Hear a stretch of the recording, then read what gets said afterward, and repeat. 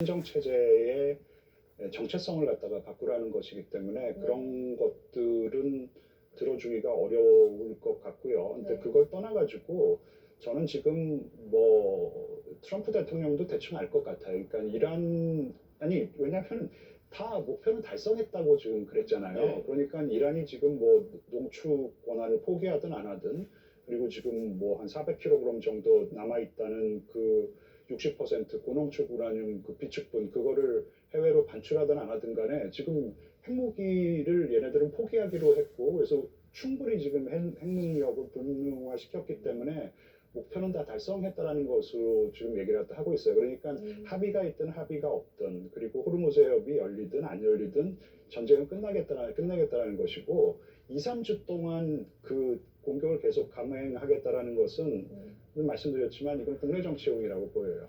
그러니까 분명히 무슨 지상군을 갖다 투입한다든지, 그리고 그러니까 전쟁에 있어서 지금 뭔가 협상에 있어서 뭔가 반전을 만들어내기 위해서 아마도 저는 그 이란의 이 발전소라든지 그리고 석유 시설 그리고 민간 시설은 못 때릴 거라고 생각을 한다 해요.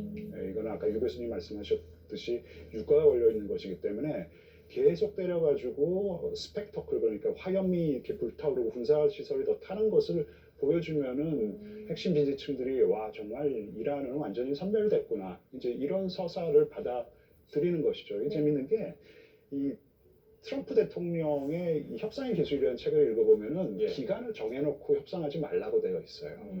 3주, 2주. 그러니까 나도 퇴로가 없다라는 식으로 하고 협상을 하라고 되어 있거든요. 그리고 나도 모든 것을 다 걸 수 있다라는 어떤 그런 인상을 적에게 주고 그러고 협상을 하고 되어 있어요. 근데 그걸 2달 지금 못 하고 있잖아요. 그러니까 젊었었을 때 트럼프 본연의 모습을 갖다 잃어버린 거라고 얘기를 할 수가 있겠죠. 아니면 그걸 남이 써줬든지 뭐 거기까지는 아니겠지만은, 그러니까 지금 다 카드를 보여주면서 포카를 치는 거예요. 3주 후면 난 어쩐 식으로든 그냥 끝내야겠다. 그러면은 이란 입장에서는 3주만 좀 뭐 실컷 맞더라도 버티면 되겠구나. 얘네들이 지금 그 석유시설, 뭐 발전소, 민간 시설 못 때리겠구나. 이걸 아는 거죠. 그리고 쟤네들은 비용 문제가 걸렸구나. 하지만 우리는 생사를 걸고 지금 협상을 하는 거다. 그러니까 아마 2, 3주 동안 열심히 때려대더라도 이란이 무슨 더 전향적인 조건을 내걸면서 그만 때리십시오 그러지는 않을 것 같아요. 앞서서 유 교수님께서 이제 트럼프 연설 이후에 이란에서 어떤 입장이 나올지 눈여겨봐야 할 것이다라고 말씀을 해주셨는데, 지금까지는 일단 페제시키안 이란 대통령은 휴전 의지는 있다, 어떠한 조건이 달성이 된다면. 하지만 그게 모스타바 하메네이와 또 이슬람 혁명 수비대와 조율이 됐는지는 아직 모르는 상황 아닙니까? 이 연설 이후에 모스타바 하메네이가 어떤 입장을 밝힐 가능성은 어떻게 보세요? 저는 아직 모스타바 하메네이가 공식적으로 이번 전쟁에 대해서 어떤 입장을 표명할 단계는 아니라고 봅니다. 이 부분은 만약에 최종적으로 최고 통수권자인 모스타바 하메네이가 이번 전쟁에서 어떤 입장을 밝히게 되면 그 양국 협상에 커다란 걸림돌이 작용합니다. 그런 측면 속에서 지금 오늘 연설을 보게 되면 상당히 좀 내용이 좀 앞까지가 좀 달라요. 어떻게 보면 나름대로 조율이 됐다가 전반부에 보게 되면 정치적, 군사적 승리를 선언하고 끝내겠다라는 부분이었는데 뒤로 갈수록 내용들이 바뀐다는 부분들은 막판에 여러 가지 조율이 있지 않았을까 한번 좀 의구심을 품을 수 있고요. 그런 부분에서 이란도 극한적인 대립을 추구하면서 최고 지도자가 이번에 대해서 어떤 결사항전을 표명하는 식으로 나가게 되면 강대강 대치 속에서 전선은 더 악화됩니다. 그런 부분에서 이란 대통령이 화해 제스처를 받게 됐기 때문에 다음에는 최고급 안보의 사무총장의 입장이나 아니면 이슬람혁명 수비대의 입장을 통해서 이란의 첫 반응이 나오지 않을까.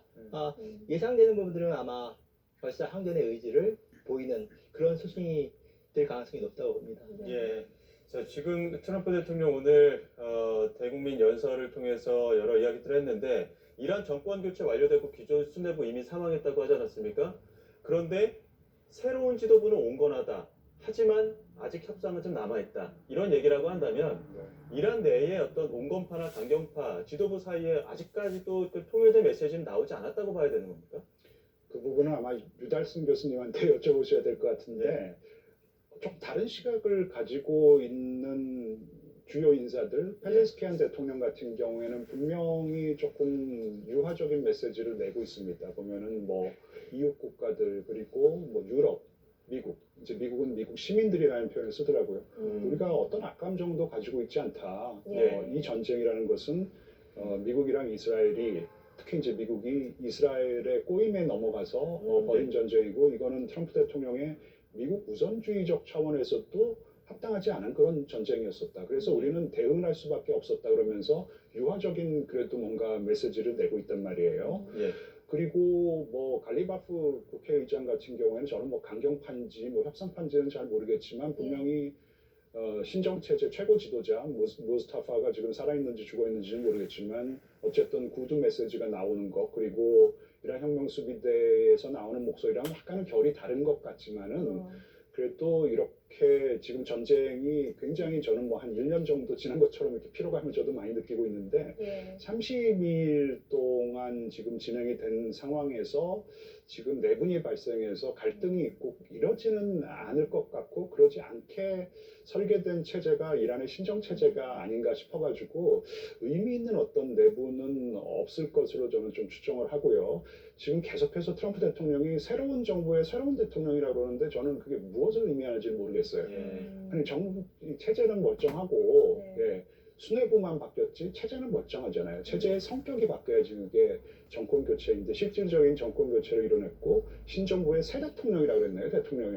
네. 그게 아마 페제스키안을 의미하는 거라면은 페제스키안은 저는 실권이 그렇게 뭐 있는 그런 지도자는 아니라고 알고 있는데 아마 유 교수님이 조금 더 보충 설명을 좀 해주시겠습니까? 그 부분은. 네. 어떻게 보십니까? 하지만 이란 내에서도 강경파가 있고 옹호파가 있기 때문에 예. 나름대로 대립과 갈등이 있다고 봅니다. 음. 하지만 전쟁 중에 그러니까 공식화된 그 채널은 하나로 통일되는 부분이 많아요. 그런데